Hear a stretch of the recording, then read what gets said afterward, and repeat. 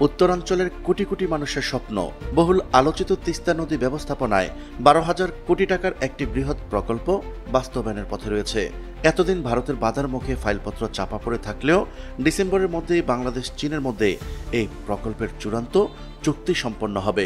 তিস্তা নদীর ভাঙন রোধ ও ন্যায্য পানির হিস্যা এবং তিস্তা মহাপরিকল্পনা বাস্তবায়নে প্রকল্পের আওতায় তিস্তা নদীর দুই পাড়ে 220 কিলোমিটার গাইড বাঁধ নির্মাণ, বাঁধের দুই পাশে সমুদ্র সৈকতের মতো মেরিন ড্রাইভ, পর্যটন নগরী, পরিকল্পিত শহর, নগর ও বন্দর কিভাবে গড়ে তোলার পরিকল্পনা নিয়েছে অন্তর্বর্তী সরকার তা জানাবো আজকের এই ভিডিওতে। চলুন শুরু করা যাক। গত 16 জুলাই অন্তর্বর্তী সরকারের উপদেষ্টা রিজওয়ানা হাসান বলেছেন, 12,000 কোটি টাকা ব্যয়ে এই অঞ্চলে তিস্তা প্রকল্প বাস্তবায়িত হবে। এই প্রকল্পে চীন সরকার ও বাংলাদেশ সরকার যৌথভাবে টাকা দেবে। প্রকল্পের মেয়াদ থাকবে 10 বছর। এর মধ্যে প্রথম 5 বছরে সেচ, ভাঙন রোধ ও স্থায়ী বাঁধ এই তিনটি জিনিসকে প্রাধান্য দেওয়া হবে। শিল্পায়নের কথা উল্লেখ করে উপদেষ্টা রিজওয়ানা হাসান বলেন, কুড়িগ্রামে ইকোনমিক জোন তৈরি করা হবে। এটি 215 একর জায়গা জুড়ে থাকবে। এই কাজ করবে ভুটান। গত বৃহস্পতিবার রাজধানী পান্থপথে পানি ভবনের 6ষ্ঠ তলার সম্মেলন কক্ষে চায়না পাওয়ার এক্সপার্ট কনসালটেন্ট পরামর্শক তিস্তা নদীর সমন্বিত ব্যবস্থাপনা ও পুনরুদ্ধার প্রকল্প তিস্তা মহাপরিকল্পনার সম্ভাব্যতা যাচাইয়ের উপর বিশেষজ্ঞ পরামর্শক শীর্ষক সভা অনুষ্ঠিত হয়। তিস্তা মহাপরিকল্পনা প্রকল্প বাস্তবায়নের জন্য ইতিমধ্যে এক্সপার্ট কনসালটেশন পরামর্শক ও বিশেষজ্ঞদের মতামত নিয়েছে সরকার।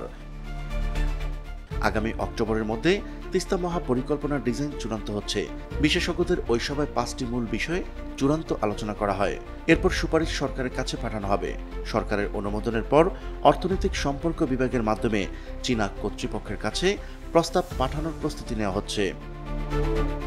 চীন বিস্তারিত মূল্যায়ন শেষে চূড়ান্ত রিপোর্ট দিলে প্রকল্প বাস্তবায়নের কাজ শুরু হবে।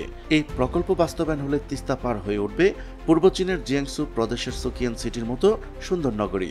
চীনা কোম্পানি এসব বিষয় মাথায় রেখে তিস্তা পারের 5 জেলার সাধারণ জনগণের মতামতের ভিত্তিতে এই মহাপরিকল্পনা প্রকল্পের কাজ দ্রুত বাস্তবায়নের নির্দেশনা দিয়েছে বর্তমান অন্তর্বর্তী সরকার। পানি সম্পদ উপদেষ্টা বলেন, 2016 সালে চীনের সঙ্গে তিস্তা মহাপরিকল্পনা নিয়ে স্বাক্ষর হয়েছিল, কিন্তু পরে সেই পরিকল্পনা নিয়ে কাজ বেশিদূর এগোয়নি। বর্তমানে অন্তর্বর্তী সরকারের সঙ্গে আবারও তিস্তা মহাপরিকল্পনা নিয়ে চীন সরকারের কথাবার্তা শুরু হয়েছে। অক্টোবরের মধ্যে চূড়ান্ত ডিজাইন দেওয়া হবে। এরপর পরিকল্পনা বাস্তবায়নে কী পরিমাণ অর্থ লাগবে সেগুলো নিয়ে দুই দেশের মধ্যে দর কষাকষি শুরু হবে। এরপর তিস্তা মহাপরিকল্পনা বাস্তবায়ন হবে। এদিকে চীনের প্রস্তাবিত এই তিস্তা প্রকল্প বাস্তবায়ন হলে বদলে যাবে উত্তরাঞ্চলের 5 জেলার মানুষের ভাগ্যের চাকা। প্রকল্পটি বাস্তবায়ন হলে নদীর গভীরতা প্রায় 10 মিটার বাড়বে। বন্যার পানি প্লাবিত হয়ে ভাসবে না গ্রামগঞ্জের জনপদ। প্রিয় দর্শক, আজ এই পর্যন্তই। দেখা হচ্ছে পরবর্তী ভিডিওতে। ততক্ষণ পর্যন্ত মহান আল্লাহ তাআলা সবাইকে ভালো রাখুক, সুস্থ রাখুক। আল্লাহ হাফেজ।